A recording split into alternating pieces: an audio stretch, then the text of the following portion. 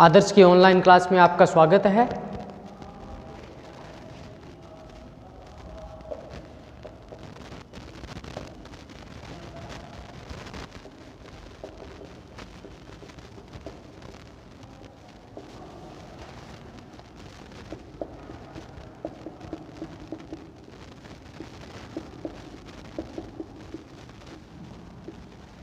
हमने पूर्व वीडियो में ये पढ़ा था दो निकायों के मध्य ऊष्मीय साम्यावस्था। हमने ये पढ़ा था यदि कोई दो निकाय के आपस में तापमान बराबर हो तो वो निकाय आपस में ऊर्जा का आदान प्रदान नहीं करेंगे, या हम ऐसे भी कह सकते हैं कि दोनों निकाय ऊष्मीय साम्यावस्था की स्थिति में होंगे। उसके बाद अगला हमारा टॉपिक है प्रायिकता व एंट्रोपी के मध्य संबंध।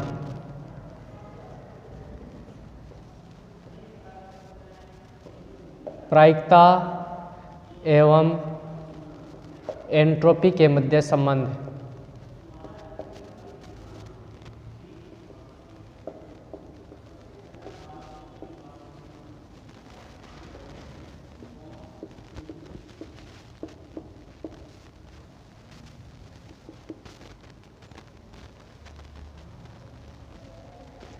देखिए, हमने प्रायिकता और एंट्रोपी दोनों की परिभाषा इससे पूर्व जो वीडियो हमने देखे थे उन वीडियो में हमने दे चुके हैं। प्रायिकता की परिभाषा से भी हम परिचित है और एंट्रोपी की परिभाषा से भी हम परिचित है। जब हमने द्वितीय नियम पढ़ा था ऊष्मागतिकी का, उसके बाद हमने एंट्रोपी को भी परिभाषित किया था, और इस लेसन को प्रारंभ में शुरुआत करते समय ही हमने प्रायिकता की भी परिभाषा पढ़ी थी। यानी प्रायिकता और एंट्रोपी दोनों के बारे में हमें पूर्व में ही परिभाषा ध्यान में है। ऊष्मागतिकी का द्वितीय नियम लिखने के बाद एंट्रोपी को परिभाषित किया था। एक बार हम दोबारा देखिए, परिभाषित करते हैं। यदि किसी निकाय द्वारा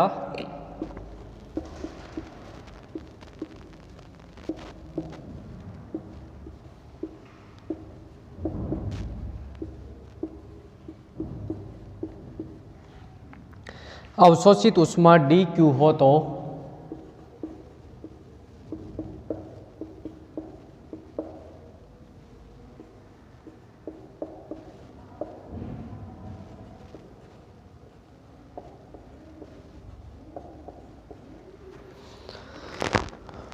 हम जानते हैं कि एंट्रोपी में परिवर्तन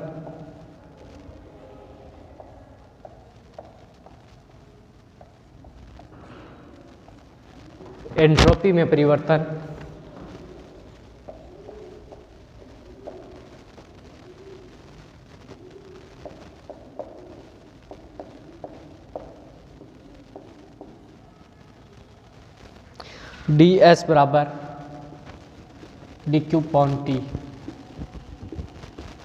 समीकरण नंबर 1, ये हमने एंट्रोपी की परिभाषा में भी पढ़ चुके हैं। यहाँ पर T क्या है? परमताप है।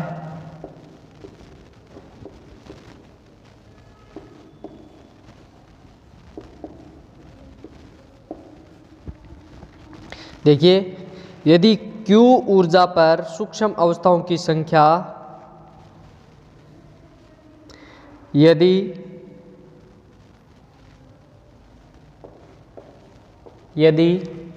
Q ऊर्जा पर सूक्ष्म अवस्थाओं की संख्या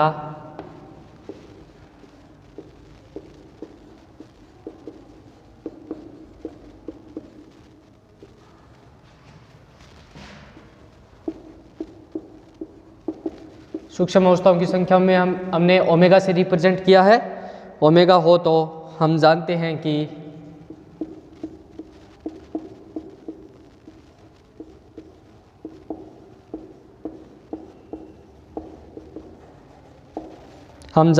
कि प्राचल बीटा निम्न समीकरण द्वारा दिया जाता है।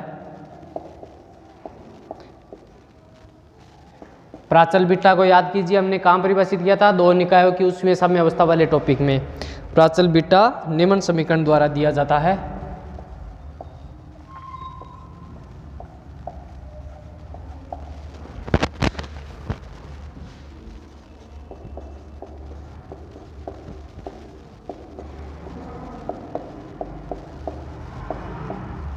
देखिए, डेल डी log ओमेगा बटा डी क्यू बराबर बीटा।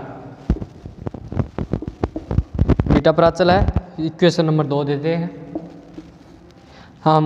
बीटा को देखिए, बीटा का मान ये भी होता है, बीटा बराबर 1/kT। दोनों मान बीटा के होते हैं, यानी प्राचल बीटा के ही होते हैं। इक्वेशन नंबर दे देते हैं इसको 3। इक्वेशन 3 को इक्वेशन 2 में पुट करने पर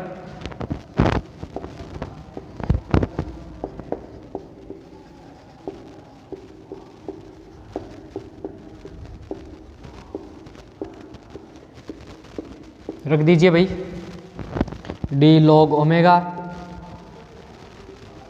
अपॉन डी क्यू बराबर 1/kT। के लॉग ओमेगा का मान निकाल लीजिए भाई। के को वज्र गुणा कर दीजिए, के को यहाँ से यहाँ पर आ जाएगा, के डी लॉग ओमेगा बराबर डी क्यू बटा टी। देखिए ये एक प्रकार से वज्र गुणा किया है। डी क्यू को वज्र गुणा करेंगे तो डी क्यू यहाँ पे आ जाएगा, के को वज्र गुणा करके हम यहाँ पर ले आए। आगे देखिए, इसे हम दे देते हैं इक्वेशन नंबर 4। देखिए इक्वेशन 1 और इक्वेशन 4 देखिए, इक्वेशन 1 और इक्वेशन 4 की RHS साइड सेम है, तो LHS के बराबर LHS होगी। इसलिए इक्वेशन 4 व 1 से इक्वेशन 4 व इक्वेशन 1 से क्या आ जाएगा भाई, RHS के बराबर RHS है। देखिए इक्वेशन 4 की RHS, इक्वेशन 1 की RHS दोनों इक्वल टू है, तो इक्वेशन 1 और इक्वेशन 4 की LHS के बराबर LHS रख देंगे हम।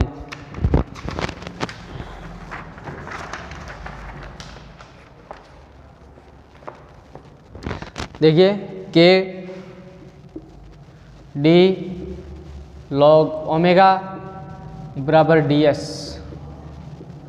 ऐसे हम इक्वेशन नंबर दे देते हैं 5। इक्वेशन 5 का समाकलन कर दीजिए, हमें संबंध प्राप्त हो जाएगा। इक्वेशन 5 का समाकलन करने पर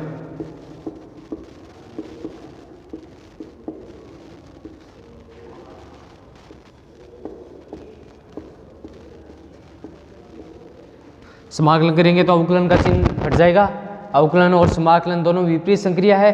अवकलन का समाकलन करेंगे चिन्ह हट जाएगा। डी को हटा दीजिए, के लॉग ओमेगा बराबर एस। यहाँ एस एंट्रोपी है और लॉग ओमेगा प्रायिकता है। लॉग ओमेगा, ओमेगा सूक्ष्म अवस्थाओं की संख्या ये रही, एक प्रकार से प्रायिकता ही है। यही संबंध प्रायिकता और एंट्रोपी के मध्य अभिष्ट संबंध है। यह समीकरण प्रायिकता और एंट्रोपी के मध्य अभिष्ट संबंध है।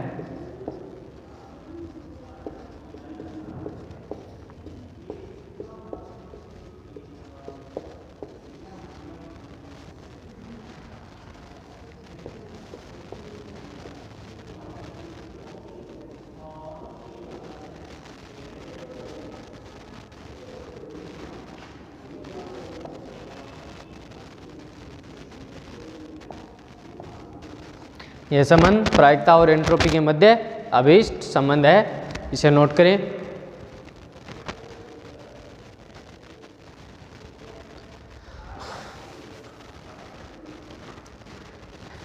इसके बारे में क्वेश्चन किस प्रकार बन सकता है या एग्जाम में क्वेश्चन किस प्रकार आ सकता है, उसे भी नोट करें।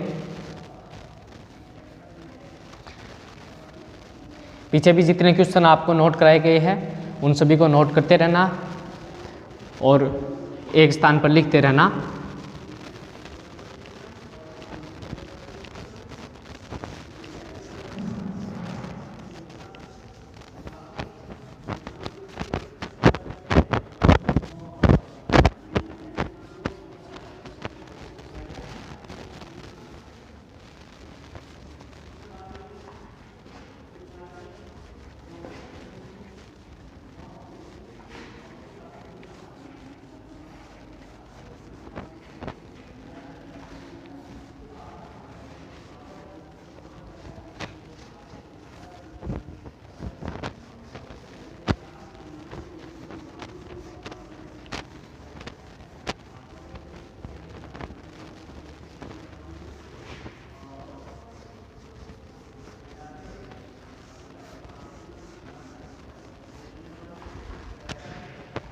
नोट करें, सिद्ध कीजिए कि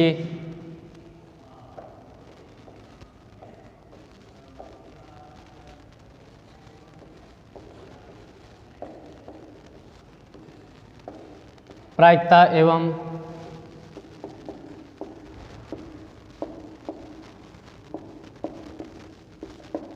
एंट्रोपी के मध्य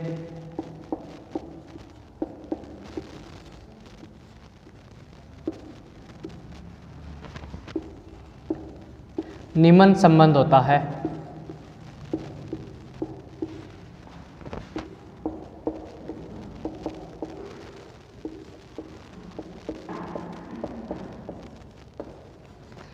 S बराबर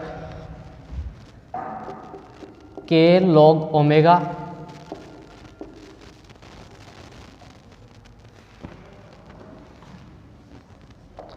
तो या फिर ऐसे भी हो सकता है, एंट्रोपी एवं प्रायिकता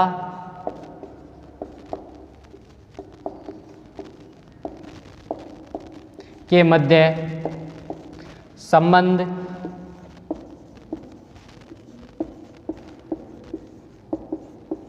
स्थापित कीजिए।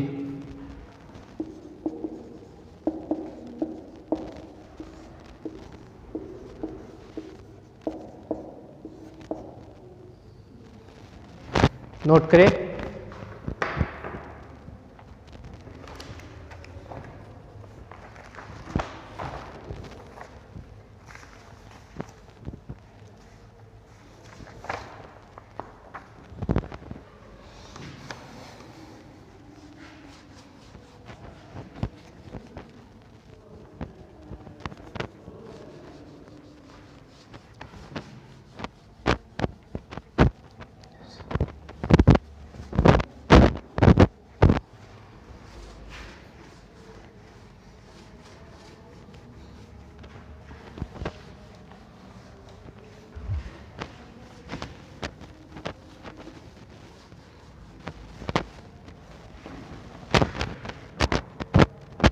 देखिए चौथी यूनिट के बाद अगली यूनिट है 5 यूनिट, 5वीं यूनिट।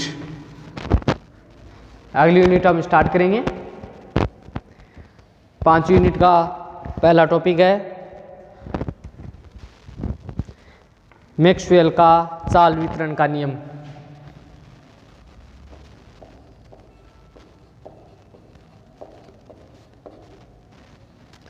का चाल वितरण का नियम।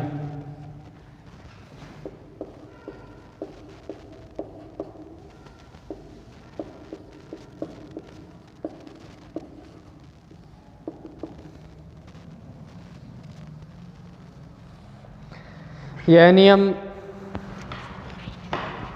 नियम उसी मैक्सवेल नामक वैज्ञानिक ने दिया है जिस मैक्सवेल की चारों समीकरण हम पिछली कक्षा में पढ़कर आए हैं। हमने चारों समीकरण पिछली कक्षा में मैक्सवेल की चारों समीकरण जो आपस में ताप, दाब, एंट्रोपी, आयतन इनके मध्य सहज संबंध को दर्शाती है, उन समीकरणों का हम पिछली कक्षा में अध्ययन किया था और वही मैक्सवेल ने वेग वितरण का नियम दिया। ये नियम नाम से ही स्पष्ट है कि अणुओं की चाल को डिस्ट्रीब्यूट करता है। देखिए, और इस आधार पर मैक्सवेल ने 3 महत्वपूर्ण सूत्र स्थापित किए थे। इसी नियम के अंतर्गत 3 महत्वपूर्ण सूत्र स्थापित किए थे।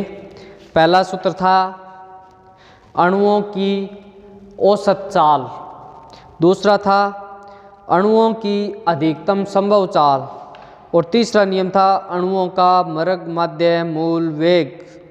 तीनों मैक्सवेल के महत्वपूर्ण सूत्र है। मैक्सवेल ने इस चाल वितरण नियम को आधार पर तीनों सूत्रों को स्थापित किया था।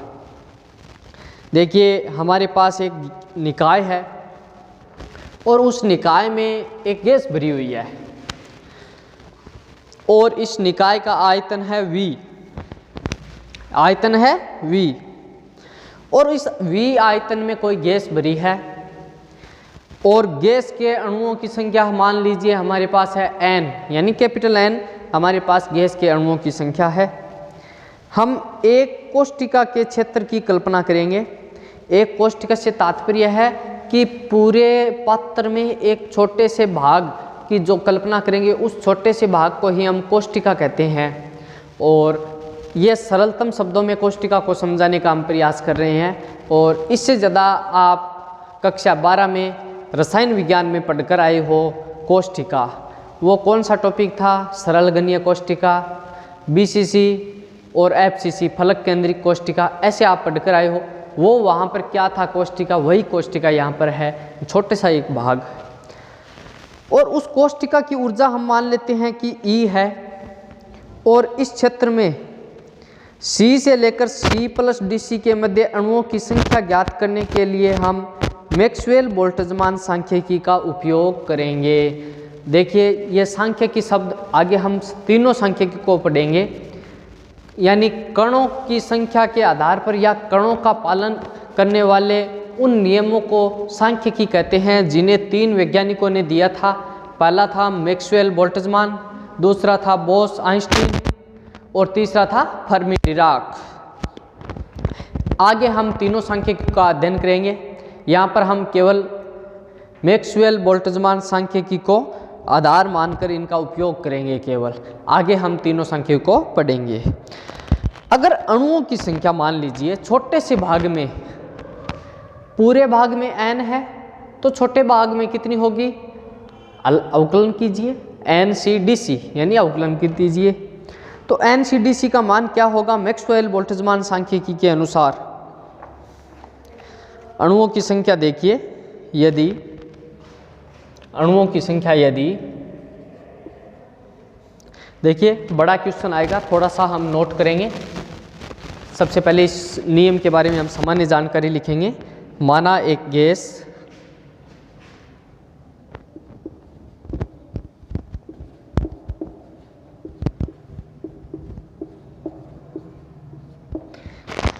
एक निकाय जिसका आयतन V है,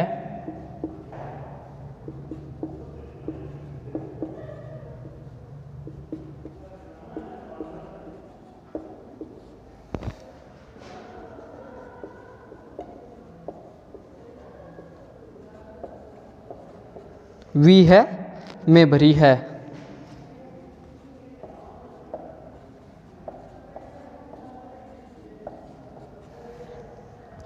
गैस में अणुओं की संख्या n है।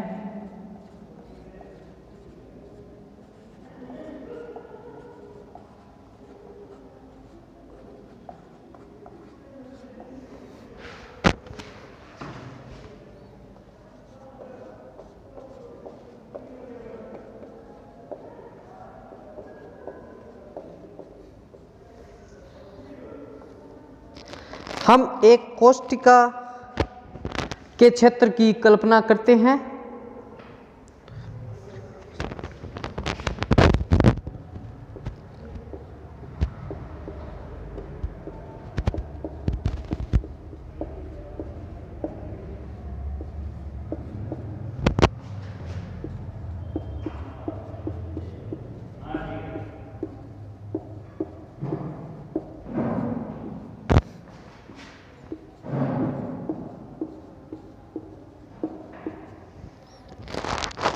जिसकी ऊर्जा E है।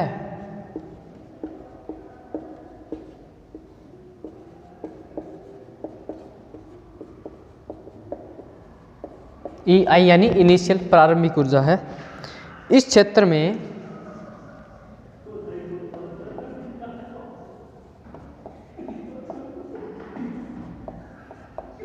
C से C+DC के मध्य अणुओं की संख्या ज्ञात करने के लिए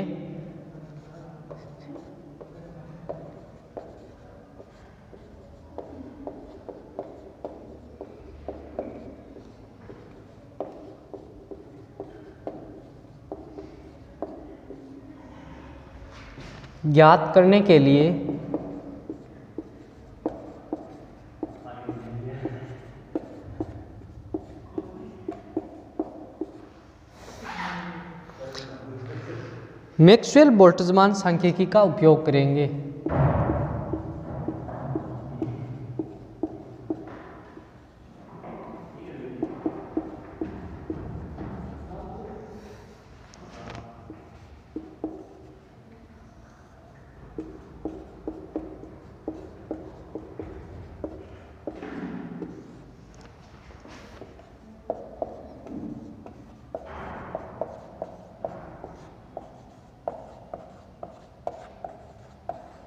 देखिए मैक्सवेल बोल्ट्जमान सांख्यिकी का हम उपयोग करेंगे।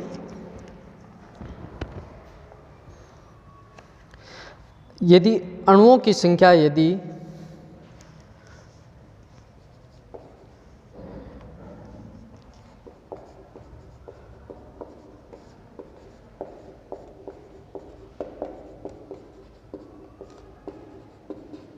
NCDC हो तो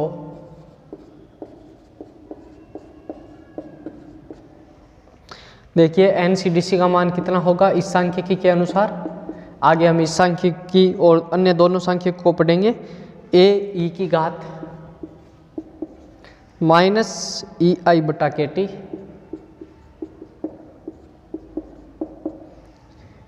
GI है। Equation number 1। यहाँ GI दिए गए क्षेत्र में कोष्टिकाओं की संख्या है।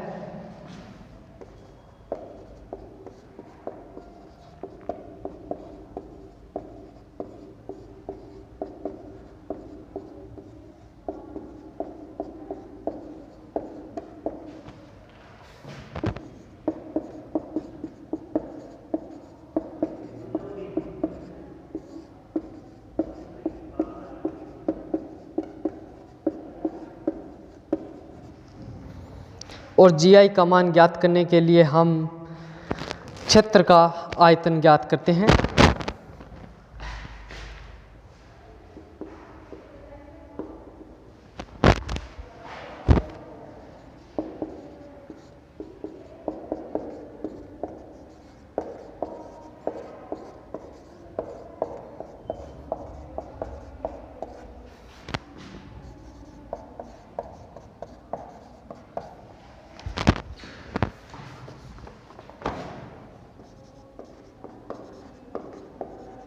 आयतन ज्ञात करते हैं।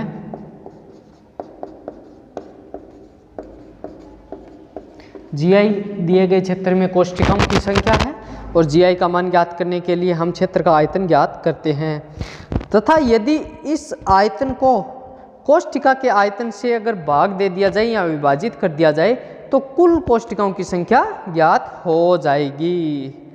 यदि इस आयतन को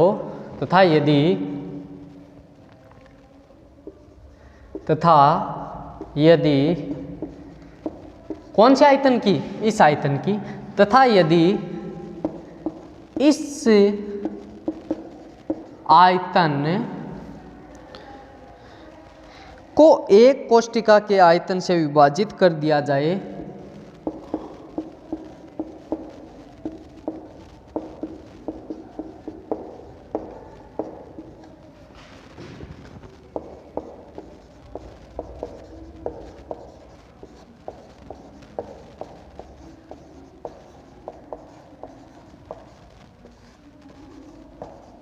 विभाजित कर दिया जाए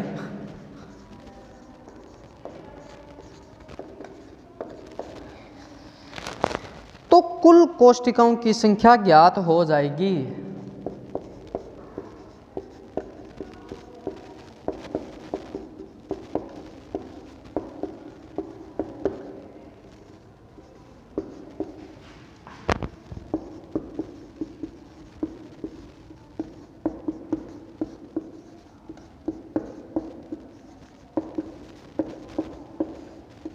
कुल कोष्टिकाओं की संख्या ज्ञात हो जाएगी।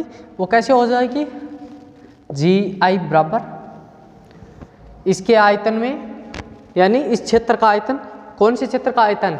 जो हमने माना है C से लेकर के C + DC, ये क्षेत्र है। इस क्षेत्र के आयतन में एक कोष्टिका के आयतन का भाग दे देंगे। C से C + DC के मध्य C से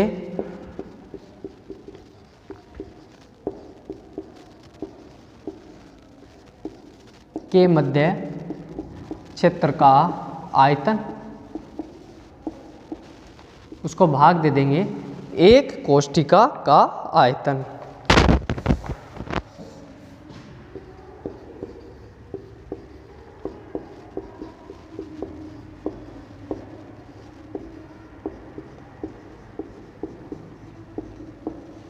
हमने एक कोष्ठिका के आयतन से इसे विभाजित कर दिया। यानी देखिए अब हम GI का मान निकालेंगे। GI बराबर इसके मध्य का आयतन क्या होगा, यानी एक तो हो जाएगा VC और क्या हो जाएगा VC, DC, C plus DC, देखिए बटा, यानी पूरे माइनस इतना बटा V।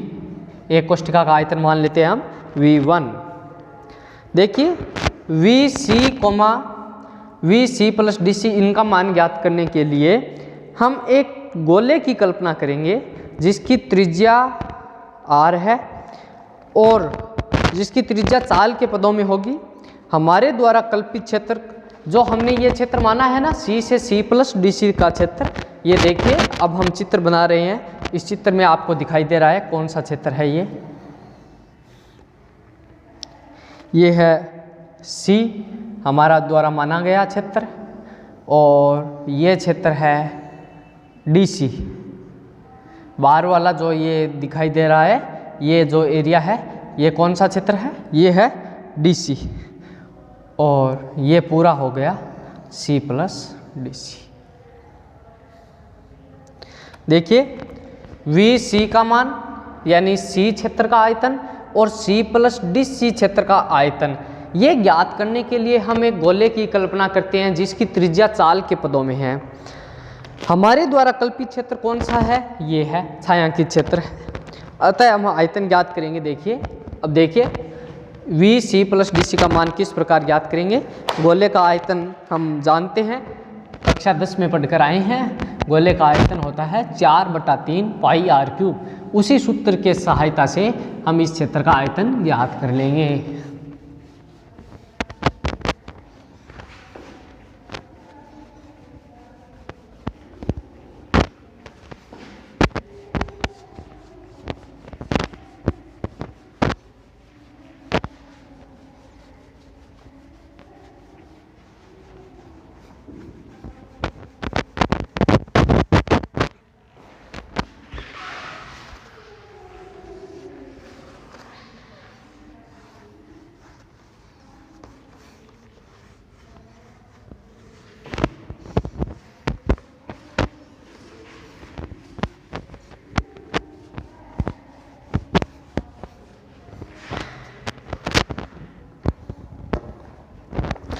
अतः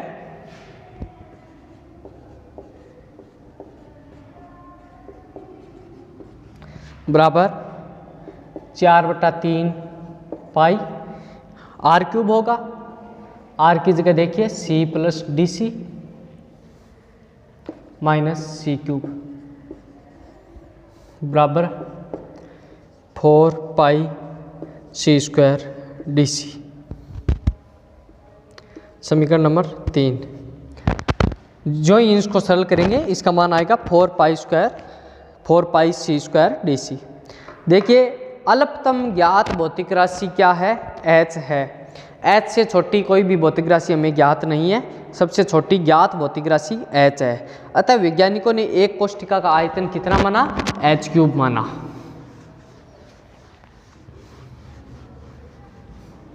में कोष्ठिका सबसे छोटी होती है, सबसे छोटी राशि ज्ञात भौतिक राशि H है, तो एक कोष्ठिका का आयतन कितना होगा, h³। अल्पतम ज्ञात भौतिक राशि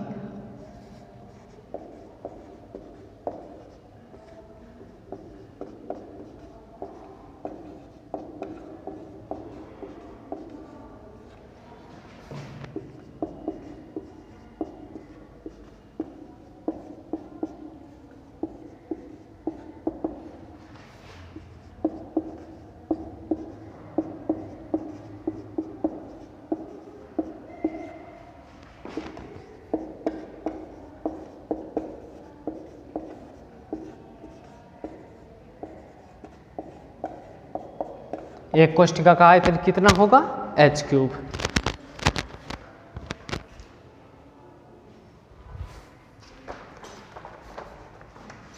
ये मैक्सवेल का चाल वितरण का नियम, इसके आगे हम अगले वीडियो में कल पढ़ेंगे। इसके आगे से कि एक कोष्ठक का आयतन एच क्यूब है। आदर्श के ऑनलाइन क्लास से जुड़े हुए सभी विद्यार्थियों को बहुत बहुत धन्यवाद।